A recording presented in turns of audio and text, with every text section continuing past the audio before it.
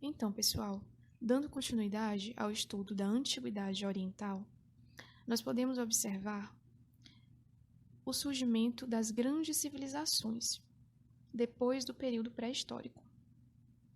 Pois bem, mas como essas grandes civilizações surgiram?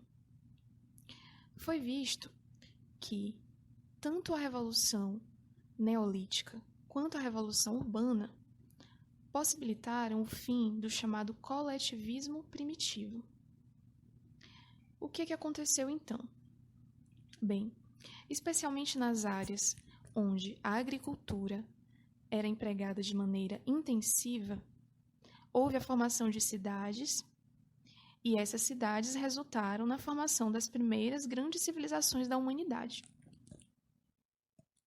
É importante destacar que essas primeiras grandes civilizações se desenvolveram à margem de rios, como, por exemplo, a civilização mesopotâmica se desenvolveu entre os rios Tigre e Eufrates.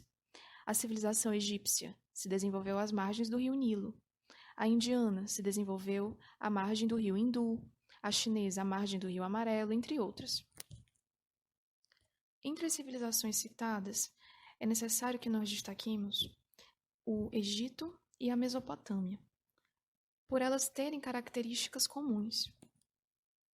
Essas duas civilizações se desenvolveram em regiões semiáridas, que necessitavam de grandes obras hidráulicas para que houvesse o cultivo agrícola.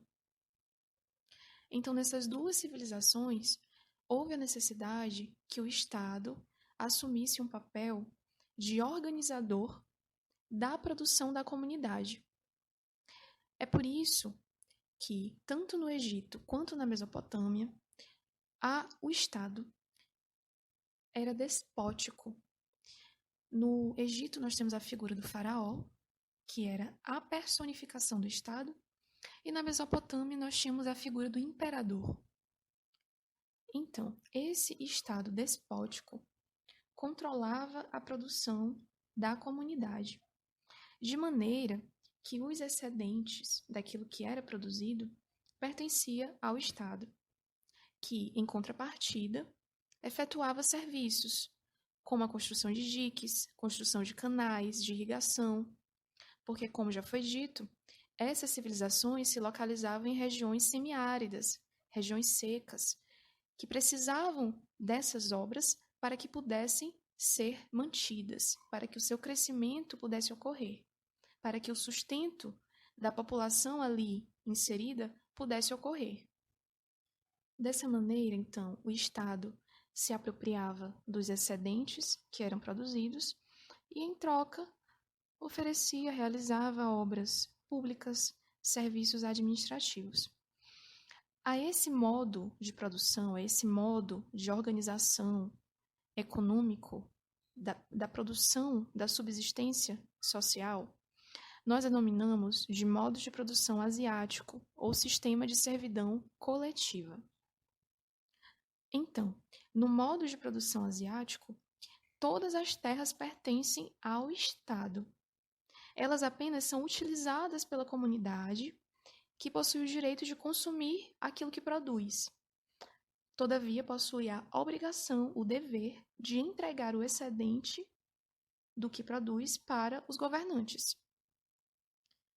Essa obrigação de todos os homens, mesmo sendo livres, prestarem serviços ao Estado, é conhecida, dentro do modo de produção asiático, como servidão coletiva, servidão de todos. O termo é servidão coletiva. Tanto o Egito quanto a Mesopotâmia, por estarem situadas ao longo de grandes rios e terem desenvolvido o domínio de técnicas de irrigação envolvendo a construção de diques, de canais, entre outras obras, foram conhecidas como civilizações de regadio. Civilizações de regadio. Por quê? Porque as comunidades dependiam do controle desses ciclos de cheias e de vazões dos rios para se desenvolverem. Quando se fala do aspecto social dessas duas civilizações, do Egito e da Mesopotâmia, nós podemos observar que elas são rigidamente estratificadas, ou seja, divididas entre dominantes e dominados. Os dominantes são os governantes, geralmente os sacerdotes, os militares, os comerciantes, e os dominados são aqueles que não possuem a possibilidade de exercer algum tipo de domínio. No caso dessas civilizações, estamos falando de agricultores, de trabalhadores de uma maneira geral.